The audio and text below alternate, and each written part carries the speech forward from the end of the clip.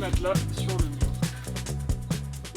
Hello tout le monde, bienvenue dans cette nouvelle vidéo du chantier des Max. Aujourd'hui, on va avancer sur la clôture qui fait le tour du jardin de la maison. Si vous vous souvenez bien, dans une ancienne vidéo, on avait placé tous les piquets en châtaignier, mais on s'en était arrêté là. Aujourd'hui, on va s'occuper de placer une partie du grillage pour pouvoir commencer à délimiter, se rendre compte de ce que ça donne et à terme pouvoir faire en sorte que Cusco ne s'échappe plus du jardin.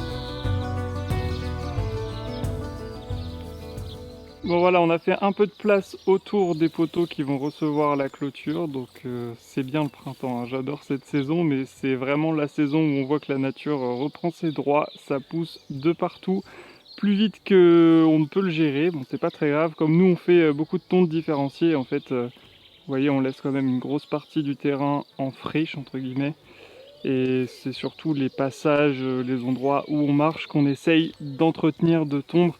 Mais la construction de la maison plus l'entretien du jardin, je vous avoue que c'est beaucoup là en ce moment, donc pour l'instant le jardin n'est pas trop la priorité. Bref, maintenant qu'on a fait de la place autour des poteaux, là la première étape ça va être de les mettre tous à hauteur, parce que les derniers fois on les avait enfoncés provisoirement on va dire. Là il va falloir que je les retape un petit peu pour qu'ils soient vraiment tous à la bonne hauteur, et après on va pouvoir placer les jambes de force aux extrémités, histoire de renforcer tout ça.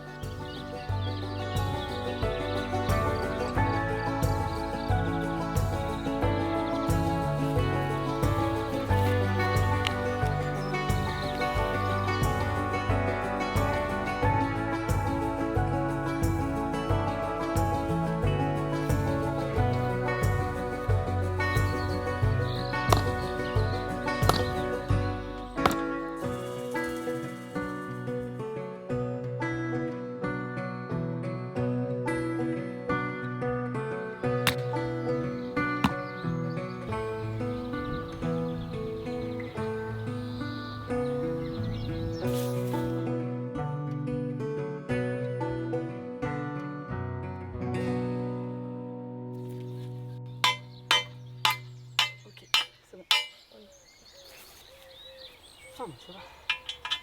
On a pris le coup de main.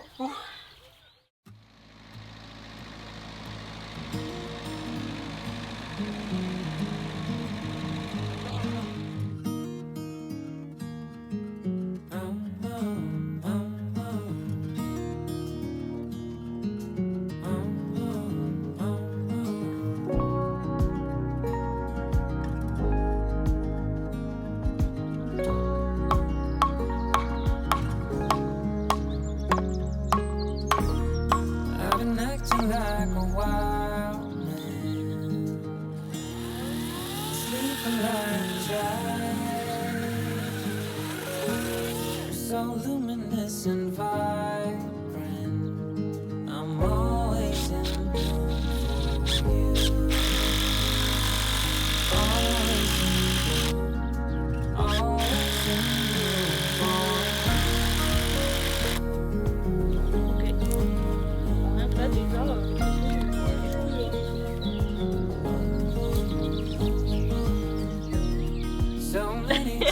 Voilà, c'est une bonne jambe de force.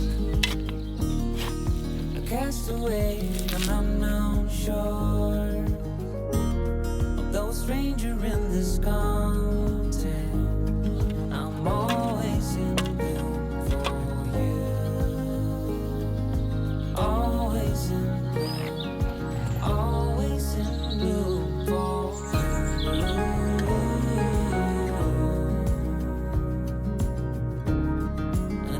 infatuated light.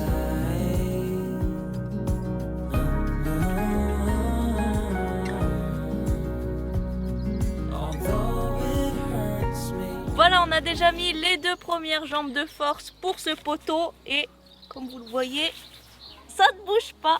On est très content parce que ça remplit bien son rôle. On n'a plus que 2 jambes de force pour cette section à placer aux 2 extrémités et normalement on va pouvoir bientôt commencer à dérouler le grillage.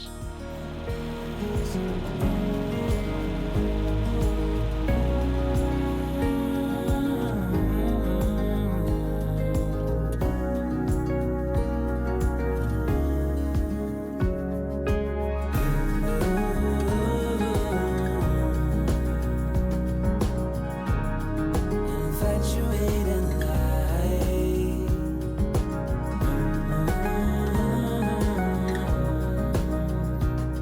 Although it hurts me to be with you, I'm always in bloom for you.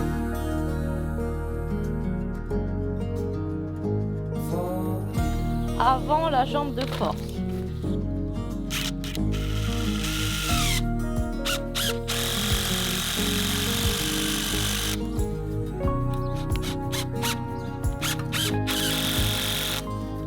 I'm always in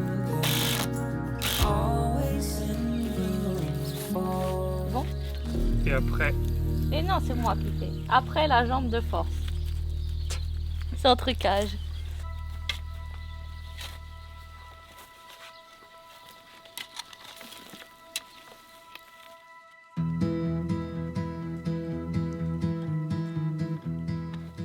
ok, bon, les jambes de étape. force, c'est bon, première étape c'est fait. Price the nice. Maintenant, ça va se compliquer. Je sais pas, tu crois? Juste tirer un fil. On verra. Tout est compliqué. Non. Il faut peut-être prendre un marteau par contre pour les crampillons. Ouais. non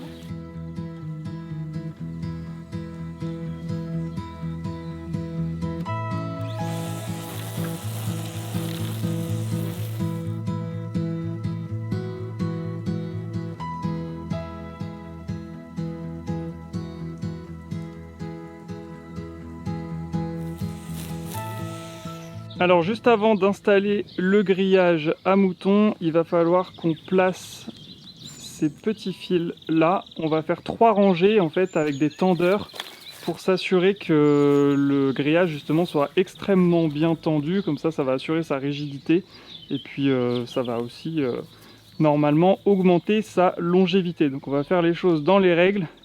Première étape donc, mettre ces petits fils.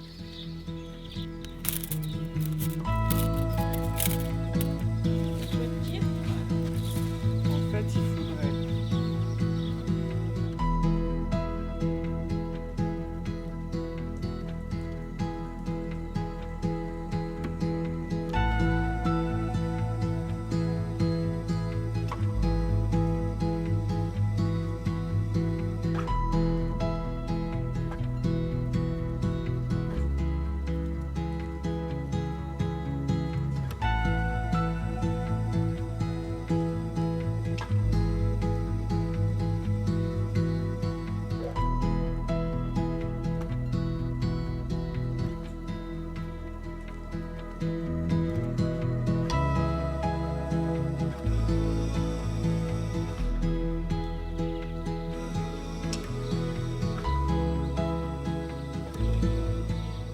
Bon, non sans mal, on a réussi à mettre nos 3 rangées de tendeurs. Maintenant que ça c'est fait, on va pouvoir enfin poser le grillage qui est ici et on va tout simplement l'agrafer au tendeur. Et on rajoutera quelques crampillons aussi sur les poteaux, histoire de bien tenir tout ça. Confiante? Parti. On va voir.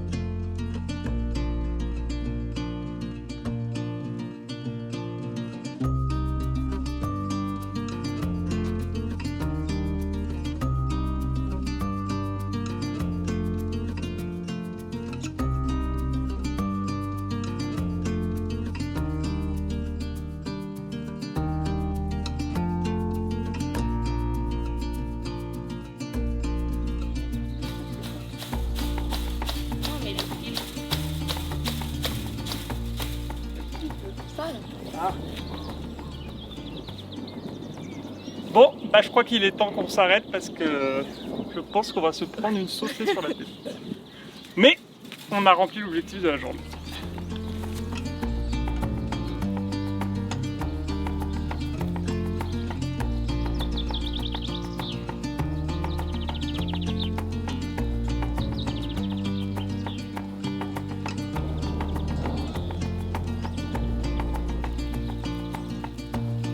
Pousse quoi? Cherche!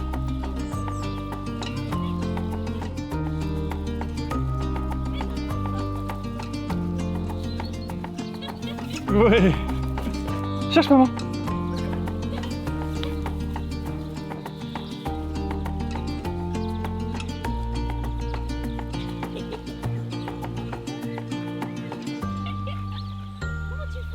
Bon, c'est bon, la barrière fonctionne.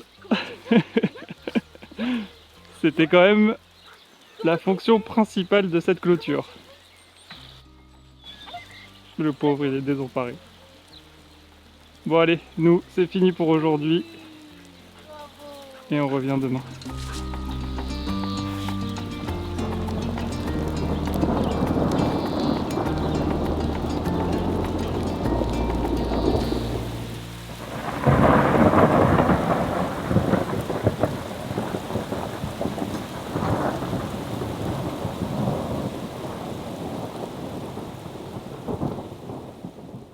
De retour sur le chantier le lendemain matin, on a laissé passer l'orage, on va s'attaquer aux dernières petites finitions sur les poteaux et la clôture, on va vous montrer ça, et ensuite on va repasser à l'intérieur de la maison pour continuer toujours la pose de notre ferme à sel. On va faire un peu d'électricité et un peu d'isolation, on va vous montrer évidemment, comme toujours, tout ça dans les détails. Mais juste avant de reprendre, je voulais vous parler de notre campagne de financement participatif pour créer l'éco-refuge des Max. On a dépassé les 80% de l'objectif de financement grâce à vous. Donc vous pouvez toujours réserver des nuits, des séjours entiers ou tout simplement donner ce qui vous fait envie pour soutenir ce projet. Il ne reste désormais que 15 jours pour participer. Donc voilà, on n'a jamais été aussi proche du but et en même temps ça commence à nous stresser un peu parce que le délai est en train de se réduire. Donc on compte sur vous, vraiment ce projet ne pourra pas voir le jour sans vous.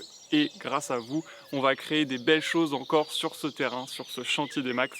On a hâte évidemment de vous montrer ça et de partager tout ça avec vous. Vous retrouvez le lien dans la description avec toutes les infos. Et nous on réattaque tout de suite les travaux.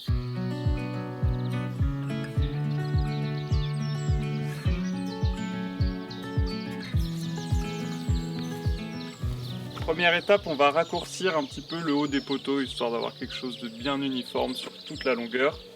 Oui, mes tocs reprennent le dessus. Tu le tiens? Fais gaffe, hein.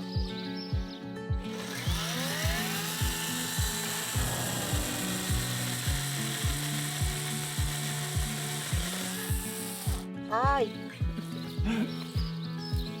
Ça fait exprès de me le jeter Non. sur moi. Voilà, je le mets comme ça suffit. Oui.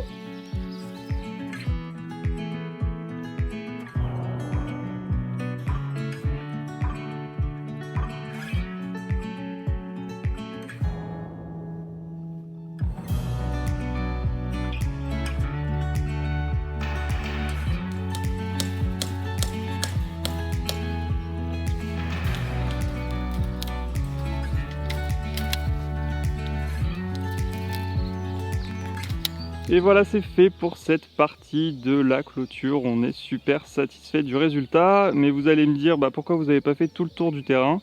Tout simplement parce qu'on a encore des gros tas de terre ici qui nous gênent. Tas de terre qui bientôt peut-être seront remises dans notre jardin par notre terrassier. Donc on attend qu'ils viennent. Et une fois que ce sera fait, on pourra faire la partie arrière jardin.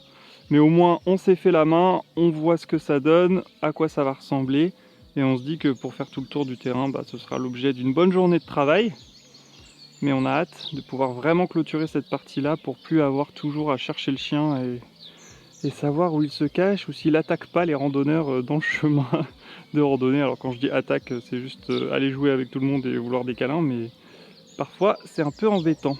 Donc voilà, on a fini cette partie, on va réattaquer à l'intérieur de la maison. Première étape. Il va falloir mettre tous les appuis qui nous manquaient sur la ligne du haut. Comme ça on pourra mettre les rails métalliques et ainsi de suite. Vous connaissez la chanson.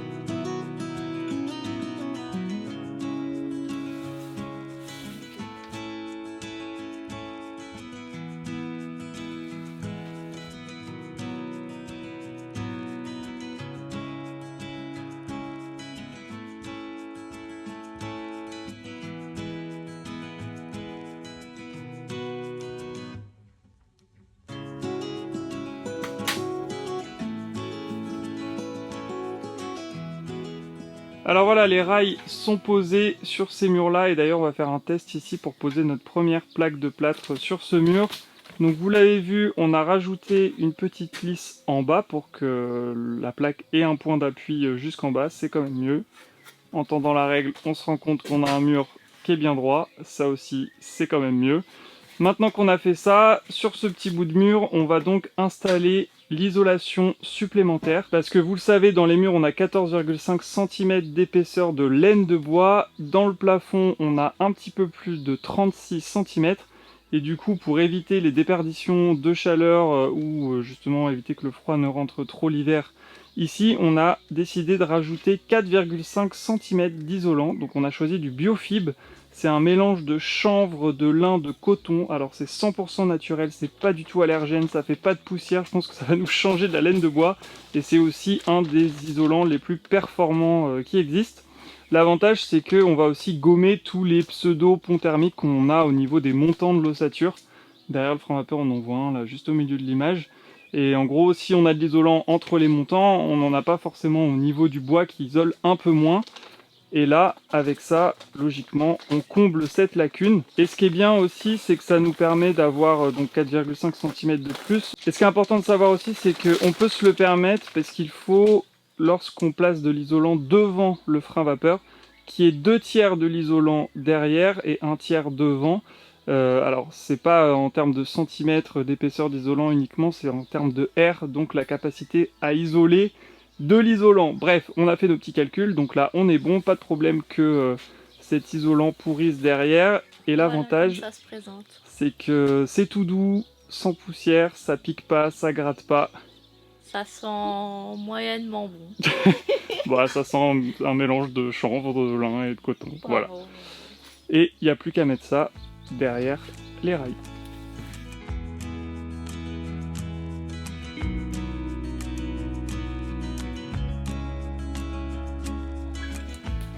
Ok. Bon bah, nickel. Un petit matelas sur le mur. Bon, bah ça, c'était facile.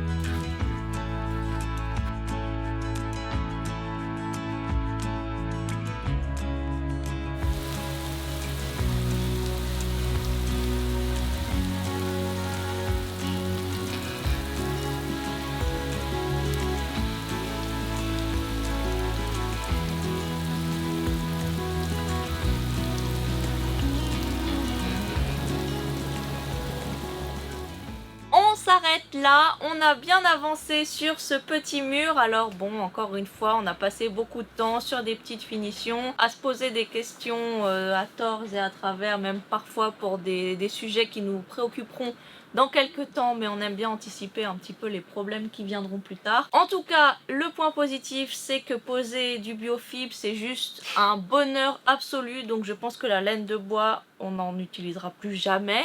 Maintenant, on va tout passer en Biofib, c'est nettement mieux, ça fait pas de poussière.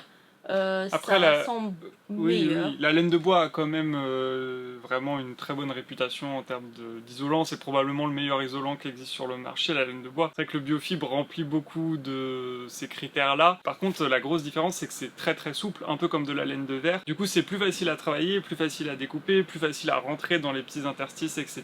Mais ça tient aussi un peu moins bien de lui-même, puisque c'est pas aussi rigide que de la laine de Parce bois. que là, ça fait 4,5. Oui, ça là, ferait c'est- 14 Oui, oui. cm et demi, ça serait plus rigide. Je pense, mais du coup c'est pour ça que les gaines électriques on les passe devant, comme ça maintient bien l'isolant.